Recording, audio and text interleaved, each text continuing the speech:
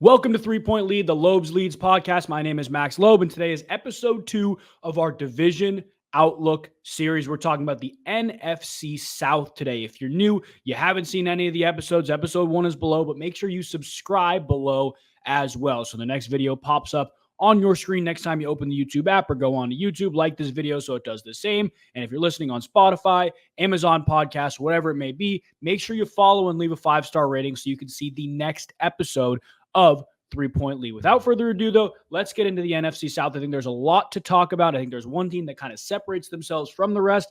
And I think the other teams, I don't know if they make 500, guys. I really don't know. We're going to talk with the Carolina Panthers first. We'll go through every single team. At the very end, I'll give you my little record awards ceremony breakdown for these teams. Now, the Carolina Panthers are very difficult because I love Dave Canales. I love the offense that he runs, and I love the moves they made this offseason. I thought they drafted pretty well. I thought they addressed the offensive line. They have a tough schedule, guys. There's no way around the Carolina Panthers' schedule. I think you look at some of the teams they play. There's the Kansas City Chiefs. There's the Atlanta Falcons twice. There's the Cincinnati Bengals. There's the Philadelphia Eagles. There's the Dallas Cowboys, a team that I really like this year, the Arizona Cardinals. There are plenty of teams that should beat the Panthers, and then you get into the other echelon of middle pack teams, which I don't think the Panthers are in yet. And you have the upper middle pack teams like the Chicago Bears, the Las Vegas Raiders. I personally think the New Orleans Saints are in that upper echelon of middle pack teams as well. Do they win a lot of games? We'll talk about them next. But I struggle to see the Panthers winning more than 5 games this year. We can walk through their schedule very quickly, but week 1 on the road at New Orleans, I think the Saints win that one. Week 2 at home against Los Angeles, I think the Panthers take that one. But guys, after that, it is tough. And I think as the season goes on, this offense will look better. So you kind of hope that maybe you get some of the inferior opponents down the line. That is not the case with the Panthers. They got some tough games towards the end of the year. Week 3, a loss to the Raiders. Week 4, a loss to the Bengals. Week 5, a loss to the Bears. Week 6, a loss to the Falcons coming off of a mini bye. Week 7, a loss to the Commanders. And Week 8, toss up, but I have a loss to the Broncos, also coming off of a mini bye. Weeks 9 and 10, though, I do think they win. I think they beat the Saints at home, and I think they beat the Giants at home. Week 11, they have their bye, coming off the bye. This is probably where you think the Panthers start to figure it out. They start to play better offensive football. Maybe they're playing better defensive football, too. Their secondary wasn't bad last year, but maybe you say, okay, Bryce Young's settling down in a new system, a system that's going to help him. Boom, Kansas City Chiefs out the gate. You're not winning that game. Then you got to play the Tampa Bay Buccaneers. I think the Buccaneers are better than the Panthers. Boom, travel to Philly. Got to play the Eagles. They're not winning that game. Boom, you got to host the Dallas Cowboys. You're not winning that game. You got destroyed by the Cowboys on your home field last year. And then you got to play the Arizona Cardinals. And I've talked about the Arizona Cardinals on the socials before. We will break down the NFC West in a few episodes here, but I think the Cardinals are a good team. I think the Cardinals are better than people give them credit for. I don't think they beat the Arizona Cardinals.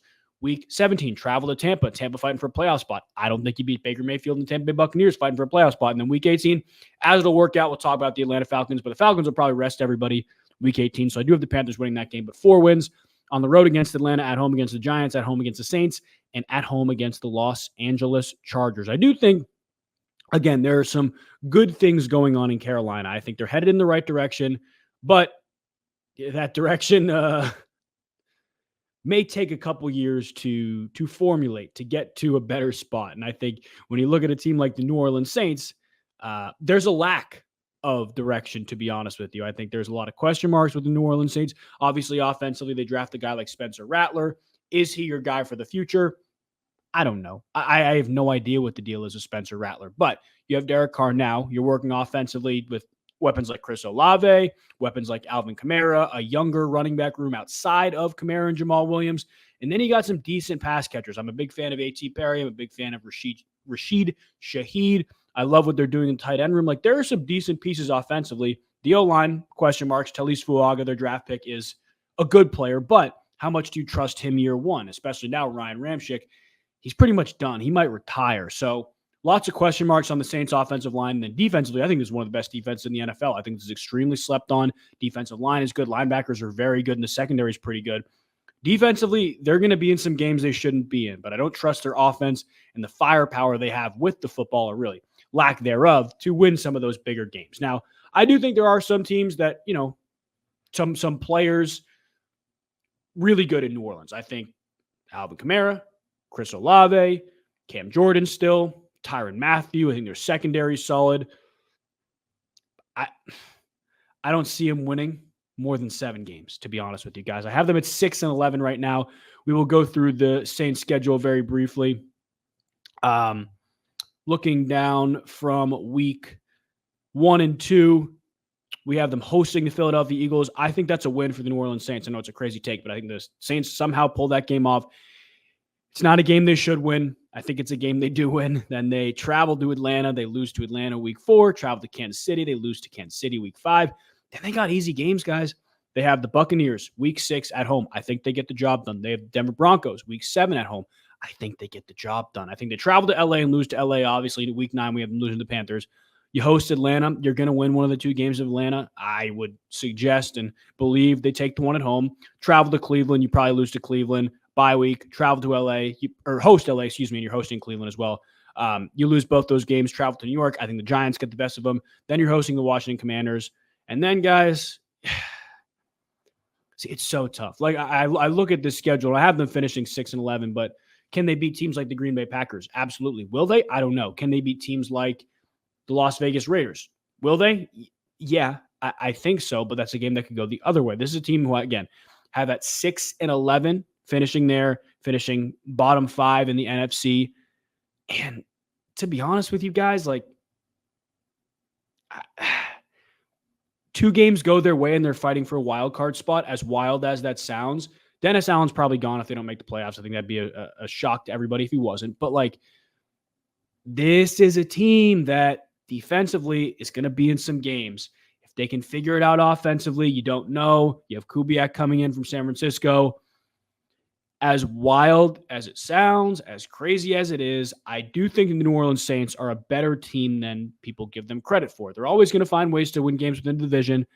Wouldn't surprise me if they won 3+, 4+ in the division this year, but I think this is a 6-11 team. We'll move to the top 2 teams in this division, which you guys can probably guess, but I do want to give a brief shout out to our sponsor before we do, and that is Better Picks. If you guys are like me, you're watching football all throughout this fall, but you're getting ready for it the week beforehand, Better is offering season-long predictions for your favorite players all year long, so you can follow them from week 1 to week 18. Additionally, with picking higher or lower on their projections every single week. You look at them, you say more or less on the reception projection, the receiving yards projection, the pass touchdowns projection, and you put your money where your mouth is. Now, you can join with code LEADS, LEADS, on Better Picks and get your first deposit matched up to $250. But I would hop on that quick because things are moving really fast with the NFL season.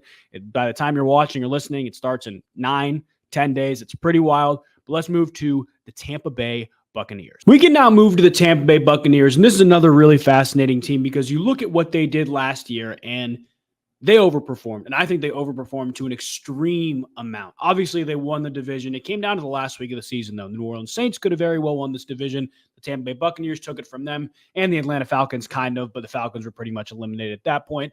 The Buccaneers won this division when it was super competitive, but mediocrely, if that's even a word, competitive. Like, everybody was mediocre at the top of the division, and I think the Bucs are probably going to be there again, but now there's another team. We'll talk about the Falcons who got better, so it's not going to be a mediocre division winner. They won a playoff game last year against Philadelphia, then almost beat the Detroit Lions in the second round. Like, I think they overperformed. I think talent-wise, there's a lot of good players on this team, but defensively, I think they got worse. Obviously, they locked down Baker Mayfield, Mike Evans, Tristan Wirfs, like, they're big offensive players, so they're going to be able to score points. But defensively, can you stay in games against some of these teams, guys? I'm not convinced. I'm not convinced. They have some tough matchups, especially on the road, too. Like, you look at some of the teams they're going to wind up playing, and I have them beating some pretty good teams at home. They play tough teams on the road. Week 1, beating the Commanders at home in Tampa, but then they go to Detroit. I have them at 1-7 on the road, guys. 1-7. Go to Detroit, lose. Host Denver, win. Host Philly, lose. Go to Atlanta, lose. Go to New Orleans, lose. Here's where it's very interesting. I have them hosting Baltimore week 7 and winning that game. I think that's a game Baltimore loses. I think the Bucs will be able to attack them through the air in different ways. I think the Bucs win that game. Week 8, they host Atlanta, and they win. But then you go to Kansas City. You lose. You have to host San Francisco the next week off of a bye, which is hell on earth. I wouldn't wish that upon my worst enemy. You lose. They get a bye, but they also play the Giants coming off a bye. They travel to New York. They lose. You travel to Carolina. You win. You host the Raiders. You win. You travel to the Chargers. You lose. You travel to Dallas. You lose. In the last 2 weeks, they host Carolina and New Orleans, and they win those. So I have them finishing at 8-9 this year, 10th in the NFC in my rankings, guys. Offensively, again, they can score. Defensively, what can you offer me? You lose defensive leaders. You lose help in the secondary. Obviously, you still have Antoine Winfield and Vita Vea. But, like, I am not convinced this team defensively can stay in games and keep your overall team in a game, especially against the elite teams like Atlanta, Detroit, Philly, Kansas City, San Francisco. Like, that's 5 losses. Dallas, that's 6 losses just off the top of my head. And that's not even playing up to your opponent or playing down to your opponent. That is, those teams are better than you pretty much in every facet, most facets. You're not going to beat them. Then you got to travel to play divisional opponents. You got to host some other solid teams. 1-7 on the road, 7-2 at home. Pretty big difference, but they get the tough teams on the road. Makes me think they won't be able to get them done. I think they finish at 8-9. We'll finish talking about the Atlanta Falcons, though. I like the Falcons a lot this year. If I had made this video prior to the Matt Judon signing, if I had made this podcast prior to the Justin Simmons signing, it may be a different story with Atlanta because I worried about their defense. But now, front seven's decent. It's solid. I still think you got to get after the quarterback. But yeah, Matt Judon and Grady Jarrett, and I believe David Onyemata, if my mind serves me correctly now. So they got better players. Guys, Atlanta's schedule, it's not that hard. It is not that hard. I think they play bad teams in the division. Week 1, they host Pittsburgh. They win. Week 2, they travel to Philly. They lose. But then I think they beat Kansas City. You host Kansas City. You win. You host New Orleans, you win. You host Tampa, you win. You travel to Carolina off a mini bye, you win. Now, week 7's tough. I have them beating the Seahawks off of a mini bye. Could go either way. Travel to Tampa, lose week 8. Host Dallas week 9, you win that one. Travel to New Orleans week 10, you lose that. Travel to Denver, you beat the Broncos. So week 12 bye, you're sitting at what? 1, 2, 8-3, 7-3. And then again, you host off a bye, the Los Angeles Chargers, you win that. I think they fall into a slump late season. They lose to Minnesota and Vegas back-to-back weeks on the road, 2 tough environments, 2 tough defensive teams, just tough teams in general, but defensive teams. And then week 16, you host the Giants, you win. Week 17, you travel to Washington, you win the Kirk revenge game. And then week 18, at this point, guys, they will have nothing to play for because the number 1 seed in this conference, I'm not going to spoil anything, we'll have it clinched. And then the Falcons will have their division clinched, so they're just playing for better seeding. At that point, depends on the timing of the game. I think Carolina gets this done. I have them at 11-6, 8-1 at home, 3-5 on the road, 3-1 versus teams with a winning record, 8-5 against teams with a losing record, 2-1 against playoff teams from last year. But their strength schedule, and again, strength schedule is a little overrated. From last year, doesn't even touch 400. People say, 400. It doesn't even touch 400, guys. It's an easy schedule. These teams they're playing are not extremely difficult. They get the bottom of the barrel. They get the bottom of the barrel at home, too. Like, I don't know. This is a team that I have them 11-6. Would not surprise me if they pulled out 12-13 wins. I think defensively they'll do enough. They got a very good secondary. It's going to be tough to pass on this team. If they can stop the run, they're going to control the football on the other side. They have enough playmakers through the air. Like, this could be a really, really, really good team. Now, without further ado, we'll do our little award show here. But before we do, I want to run through the division division rankings one more time. We have the Atlanta Falcons atop the division at 11-6, and then we have the Tampa Bay Buccaneers in second place in the division at 8-9.